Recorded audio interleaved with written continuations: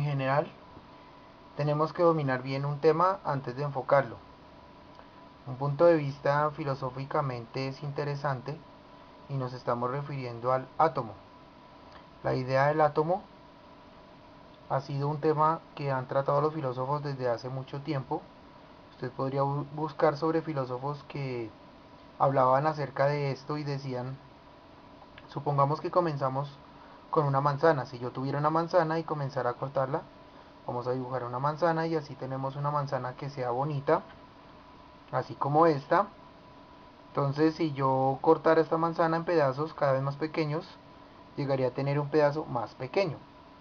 Quizá no podría cortar más, y estoy seguro de que uno de estos filósofos cogió un cuchillo e intentó hacerlo. Y cada vez que lo hacían sentir que si tuvieran los cuchillos, más filósofos podrían seguir cortando pedazos más pequeños porque se convirtió en un tema de abordaje filosófico. Y francamente no es muy diferente a lo que sucede hoy en día. Hoy el átomo es una distracción como mental, que nos permite describir muchas de las cosas que vemos en el universo. Pero bueno, estos filósofos decían que tenía que haber un punto en el que teníamos que tener eh, pedazos pequeños de la manzana. Quizá no se pudieran dividir más y llamaron a eso un átomo. Bueno, es sabido que una manzana es buena por cualquiera, por cualquiera de sus sustancias, para cualquier elemento que compone cualquier cuerpo en el universo. Un átomo en realidad lo que significa es indivisible, así que la traducción es indivisible. Lo que entendemos hoy en día de átomo es divisible, por lo que es la forma más pequeña de materia que se conoce. Hoy se sabe que el átomo está compuesto por otras partículas más fundamentales, como vamos a escribirlas aquí. Tenemos por un lado el neutrón, y ahora en un segundo voy a hablar cómo interacciona esta partícula en la estructura del átomo. Luego tenemos el protón, que se escribe de esta forma, y por último tenemos a los electrones. Quizá ustedes estén familiarizados con estos. Si no han visto, o yo creo que sí han visto imágenes de antiguas representaciones de átomos que se veían algo así. Estos tenían un centro y luego estas cosas o estas otras cosas girando alrededor como órbitas. Se asemejan a órbitas de cometas girando alrededor del Sol, y la noción general para estos esquemas, se ha dicho de paso, son utilizados como logotipos en algunas instituciones de investigación atómica. Es que hay un núcleo en el centro del átomo, un núcleo aquí en el centro, y sabemos que el núcleo tiene neutrones y protones, y que sabremos en un rato que los elementos varían entre sí dependiendo de la carga de protones que tengan, y luego en una especie de órbita alrededor del núcleo, aunque ahora en unos momentos vamos a ver que la palabra órbita tampoco es bien empleada, no es correcta, en este caso porque no describe lo que realmente está ocurriendo con un electrón en este átomo, pero pues en un momento preciso que el electrón orbitaba alrededor del núcleo, al igual que los planetas lo hacen alrededor del Sol, como la Luna alrededor de la Tierra. Pero hoy en día tenemos mucha información que nos demuestra que esa era una idea equivocada. Cuando vemos mecánica cuántica veremos que no es así. ¿Cuáles son, son las contradicciones que surgen cuando intentamos modelar el movimiento de un electrón como si fuera un planeta alrededor del Sol? Pero bueno, esto era una idea que se tenía antes acerca del movimiento de los electrones en un átomo. Y solo es una aproximación bastante clara para que podamos entender lo que ocurre en el átomo. Y bien, surge que un átomo es interesante desde el punto de vista filosófico. ¿Por qué se dice eso? Se dice eso porque la forma que tenemos de entender hoy en día un átomo hace que no sea tan clara la división entre la realidad física y todo lo que hay en el mundo. Simplemente es información, no hay algo que podamos llamar materia verdadera o partículas verdaderas en la forma en la que lo vemos en nuestra vida cotidiana. Ustedes saben, para mí una partícula es como la de la arena, que la puedo agarrar, que la puedo tomar. O si pienso en una onda, bueno, puede ser una onda del sonido o de energía que cambia en función del tiempo. Cuando estudiamos mecánica cuántica, todos nuestros conceptos se empiezan a mezclar cuando los vemos a escala atómica, pero como les dije, en una forma incorrecta de evaluarlo. ¿Cómo es la forma correcta de evaluarlo? Bueno, entonces aquí tenemos una foto, no es una foto, es una representación. Es un tema interesante porque ¿cómo podría yo obtener la foto de un átomo, ya que la longitud de onda de la luz es muy pequeña? Bueno, especialmente de la luz visible, es mucho más grande que el tamaño de un átomo. Tiene un tamaño mucho más mínimo que el resto de los objetos que podemos ver en el mundo, que los vemos precisamente porque la luz se refleja en ellos. Cuando estudiamos cosas que tienen el tamaño de un átomo, la luz reflejada es demasiado grande para el tamaño de un átomo, por lo que no podemos fotografiarlo. Entonces, esto es una representación de un átomo de helio. Esto me representa un átomo de helio y este átomo de helio tiene dos protones y dos neutrones y esos cuatro están representados acá en el núcleo. Vamos a asumir que los rojos son los protones y en azul son los neutrones y creo que pues el azul no es un color apropiado para el neutrón. Estos están ubicados en el centro del átomo y luego todo este sombreado que tenemos acá alrededor del núcleo, eso representa a los dos electrones que tiene el átomo de helio o al menos a este átomo de helio que tiene dos electrones. Ustedes saben que podría ganar o podría perder electrones. Ustedes pueden decir, ¿cómo así? Eso no tiene sentido. ¿Cómo va a ser una zona sombreada o borrosa para señalar ese tipo de elementos? Como para que se señalen los electrones. Bueno, y ahí es donde se vuelve interesante desde el punto de vista filosófico, porque no podemos describir la trayectoria alrededor del núcleo como si fuera una órbita de un planeta alrededor del Sol o de la Luna alrededor de la Tierra, o esas cosas que podemos ver a gran escala. Lo que ocurre es que con un electrón no podemos conocer exactamente su cantidad de movimientos y su ubicación al mismo tiempo. Todo lo que podemos saber es una distribución de probabilidad que nos puede decir dónde es más probable que se encuentre, y es donde ahí tenemos el sombreaje, es más oscuro, más probabilidad hay de que los electrones se encuentren en ese lugar, o sea que es más probable encontrar a los electrones aquí que pintarlos aquí, pero el electrón puede estar en cualquier lado, incluso acá, pero ahí hay una muy pequeña probabilidad de que esté ahí. Y esta densidad de probabilidad de encontrar al electrón en el cuadrado de la función que define a la órbita. No lo confundamos con órbita. Acuérdense que una órbita era algo así como está, como Marte siendo alrededor del Sol. Es algo físicamente sencillo de imaginar, mientras que una órbita es una función que describe el comportamiento de un electrón y que permite calcular la probabilidad de encontrarlo.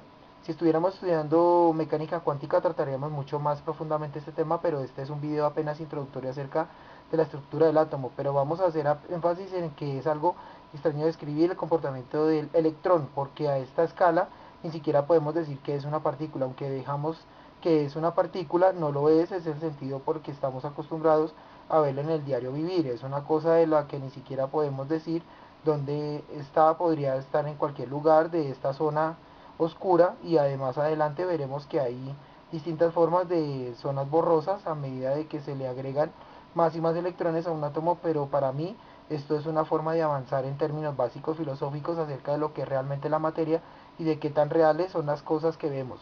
Pero bien, no me quiero poner demasiado filosófico ahora, pero por la noción que tenemos ahora acerca de las interacciones entre protones y electrones, se basa en la noción que tenemos de carga, y que si hemos aprendido ya de la ley de Coulomb, tenemos que una idea de esto es que si podemos repasarlo en algún libro o en algún otro video que hable del tema, pero la idea es que un electrón tiene una carga negativa, un protón, que lo podemos escribir de esta forma, tiene una carga positiva, y un neutrón no tiene carga.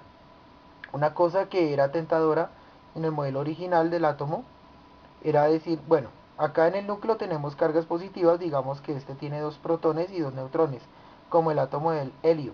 Tenemos unas cargas positivas, ahí también tiene unas cargas negativas. Acá entonces las cargas opuestas se atraen, entonces si los electrones tuviesen una suficiente velocidad, pudieran orbitar alrededor del núcleo.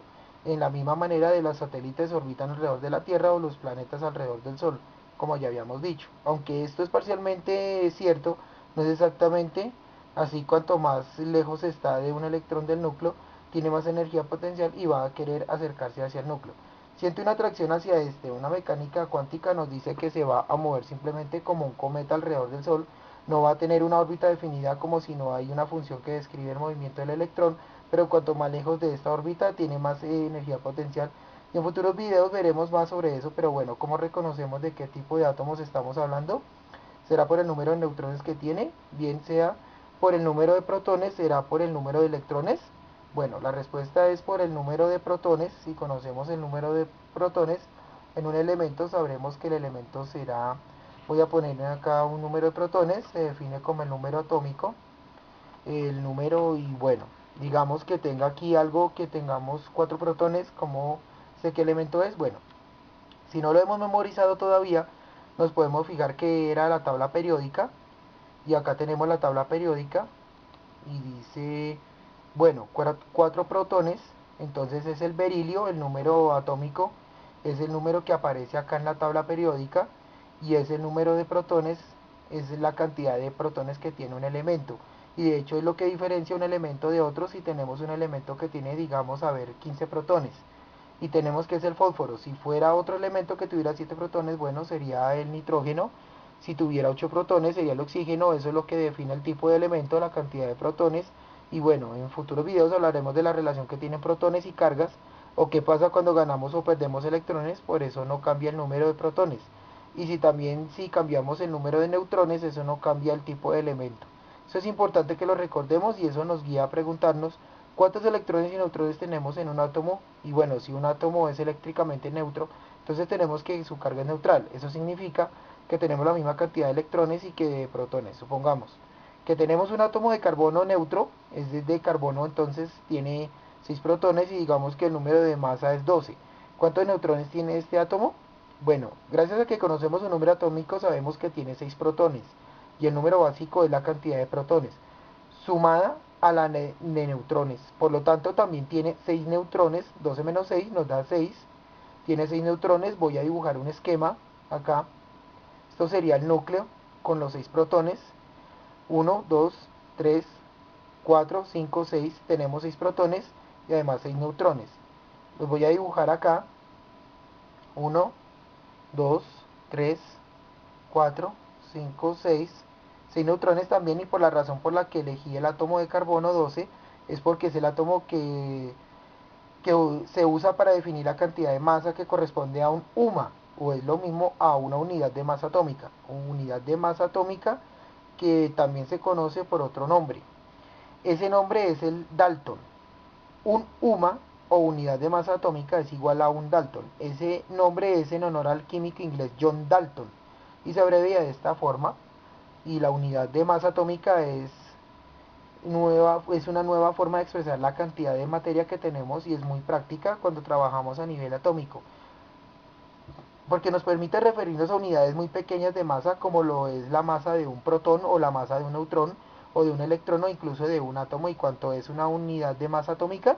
Bueno, la UMA se define como la doceava parte de la masa de un átomo de carbono 12, o sea que tomo la masa de un átomo de carbono 12 y se divide entre 12, y se dijo que esto sería un UMA. Es la masa correspondiente a un átomo de carbono 12, y ahora en esta forma de función de definir UMAs podemos pasar a decir cuántas UMAs serían la masa de distintas partes de partículas atómicas y subatómicas.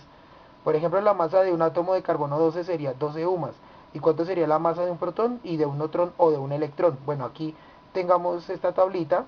Aquí están las masas de cada uno de ellos. Vemos que la masa de un neutrón es un poco mayor a la masa del protón, y la masa del electrón es muchísimo más pequeña a las de los otros. Es 2000 veces más pequeña aproximadamente. Y por otro lado, algo es importante saber, que es la masa de estas partículas, en especial la del neutrón y la del protón. No es igual. Cuando estos solos se conforman como parte del núcleo, lo que ocurre es que parte de la masa de los neutrones y de los electrones se transforman en energía, que es utilizada para mantener unidas las partículas en el núcleo, o sea, a los protones y los neutrones. La relación entre esta energía y la masa que se une se pone en peligro porque, como propuso Albert Einstein en el marco de la teoría de la relatividad, las ecuaciones de energía son iguales a la masa por la velocidad de la luz al cuadrado. Probablemente ya hayan visto ustedes esta ecuación en otro lado, porque es una ecuación que se hizo muy famosa. Quizás se hacen referencias a esa en el cine, en publicidad y cosas por el estilo, pero en fin, la forma de determinar la energía que tiene a partir de la masa, que pierden los nucleones cuando están enlazados en el núcleo. Pero bien, nos estamos yendo del tema, así que volvamos a algo bien importante y que quede bien claro. Cuando nos fijamos en el peso atómico que nos da la tabla periódica, aquí tenemos un fragmento de la tabla periódica, y en este numerito que vemos aquí representa el número atómico que significa este número. Por ejemplo, veamos, el cambio en el carbono para este elemento es 12.01.07 UMAS. Sin embargo, habíamos dicho que una UMA se define como la doceava parte de la masa de un átomo, como el del carbono 12. Bueno, entonces, en el carbono debería ser 12 UMAS, exactamente 12 millones UMAS. ¿Y por qué no es así? Bueno, la explicación de esto es para hablar del término isótopos. Isótopos es así como se escribe. ¿Y qué son los isótopos? Bueno, ya explicamos que lo que diferencia un elemento de otro es que un número de protones, o sea, el número atómico, pero resulta que hay elementos de un mismo tipo, que tienen diferentes números de neutrones, o sea, tiene el mismo número atómico, pero diferente número básico o másico, porque tienen una diferente cantidad de neutrones. Por ejemplo, el carbono, tenemos la variedad del carbono 12, pero también tenemos, claro que el carbono 13 tiene 7 neutrones y 6 protones, y el carbono 14 que tiene 8 neutrones y 6 protones. O sea, que todos tienen 6 protones porque son átomos del carbono, pero varían en el número de neutrones, y a estos se les llama isótopos. Átomos de un mismo elemento que contienen diferentes números de neutrones. ¿Y qué tiene que ver esto con el peso atómico que vemos en la tabla periódica? Bueno, cada uno de estos isótopos tiene una masa diferente, porque como sabemos la masa de electrones y la cantidad de neutrones y la cantidad de protones que tenga este átomo, como entre estos varía el número de neutrones, cada uno tiene una masa diferente. Lo que vemos en la tabla periódica es un promedio de las masas de los distintos isótopos por ese promedio. Toma en cuenta además la abundancia de isótopos en la naturaleza. ¿Y qué quiero decir con esto? Que bueno, hay isótopos que son más abundantes que otros. Por ejemplo, para el caso del carbono 12 ocupa el 91,87% de todo el carbono que existe en la Tierra. El carbono 13 corresponde al 1,11%, o sea que es 100 veces menos abundante que el carbono 12. Y el carbono 14, su similitud en masa relativa es de 1 por 10 a la menos 10, y esto significa que es muchísimo menos abundante que los otros dos. Y bien, para terminar vamos a ver cómo se calcula el peso atómico promedio, tal cual como aparece en la tabla periódica, y para eso usamos la abundancia fraccionaria, que en lugar de ponerla como porcentaje la ponemos como fracción, y lo que hacemos es decir, si el 100% fuera un 1, el 98,9%, que es la abundancia correspondiente al carbono 12, sería 0,989, y para la abundancia del carbono 13, que es el 11,1%, quedarían 0,011%. Esta sería su abundancia fraccionaria. Entonces multiplicamos la masa atómica de cada uno por su respectiva abundancia fraccionaria, y de cada uno, y sumamos lo que nos da la masa atómica del carbono 12, es exactamente 12 UMA. Así que veamos cómo lo vamos a poner acá: 12,00 UMAS por 0,989, y eso le sumamos la masa atómica del carbono 13, que es 13,00, no es exactamente 13,00, tiene más números, más cifras, o para hacer más fácil el cálculo lo vamos a dejar así: 13,00 por 0,011, que es su abundancia fraccionaria, y acá deliberadamente voy a omitir la masa del carbono 14 y su abundancia fraccionaria, como su abundancia en es tan pequeña es totalmente despreciable. Su abundancia era 1 por 10 a la menos 10, o sea, su abundancia era totalmente despreciable. No lo ponemos en el cálculo, y entonces estamos usando la calculadora. Es 12,00 por 0,989 más 13,00 por 0,011, y eso nos da 12,011. Y si nos fijamos en la tabla periódica, ese es el mismo valor que encontramos ahí. Su valor aproximado era el que teníamos en el cálculo, y eran cifras significativas, pero así es como se calcula el promedio del peso atómico, tomando en cuenta la abundancia relativa en la naturaleza. Pero quiero dejar este video hablando de uno de los temas más importantes e interesantes acerca del átomo, y es correspondiente al tamaño relativo. Bueno, lo sabemos, tenemos electrones que representan muy poquito de la masa. Un átomo, recordemos que era 2000 veces más pequeño que la masa del electrón, que la del neutrón o la del protón. Es difícil de hablar que el electrón es una partícula que podemos decir que en lugar se encuentra el electrón. Simplemente podemos hablar de funciones de probabilidad de encontrarlo, y hay algo que es interesante. Porque el electrón no se encuentra en el núcleo, digamos que tenemos que haber dos átomos enlazados, así como este dibujo, y que parte de estos átomos es materialmente, y bueno, quiero decir que son materia de la mayor parte de la materia de un átomo. Se encuentra en el núcleo, y de hecho el núcleo ocupa una infinitez de fracción del volumen total del átomo. Bueno, sabemos que el volumen de un átomo es difícil de definir porque puede estar en cualquiera de estos lugares, pero si hablamos de una zona que es más probable de encontrar el electrón, o sea, un 99% de probabilidad de encontrar el electrón en una determinada zona del núcleo, es muchas veces, o en casos menos de la 10ª parte de ese volumen, lo que significa que el 99,99% del volumen es un átomo, es un espacio libre, es vacío. Si tuviéramos, bueno, partículas ultra pequeñas atravesarían el átomo, y esto puede llegar a preguntarnos, o a que nos preguntemos qué es la materia, qué es la realidad. Y esto no es una teoría, esto es algo que es un hecho. Si fuéramos a visualizar la materia a un nivel atómico, lo que veríamos es que la mayor parte de las cosas es espacio libre. Eso es lo que veríamos si pudiéramos ver un átomo a la materia. En esa escala es por esto, por ejemplo, este es un átomo de helio, y acá en el núcleo tenemos que esto es un femtómetro. El prefijo femto indica un factor 10 a la menos 15, y como vemos en la imagen, en este tamaño de un núcleo de helio, y para terminar una idea de la escala, tenemos que lo que es un angstrom 1 por 10 a la menos 10, y en el femto es un más pequeño todavía, dijimos 1 por 10 a la menos 10 o a la menos 15, así que el núcleo es 1 sobre 100.000 el tamaño del átomo. Si vemos un átomo, lo que estamos viendo es mayor parte de espacio libre. Si por ejemplo estamos viendo una barra de hierro, la mayor parte de todo ese volumen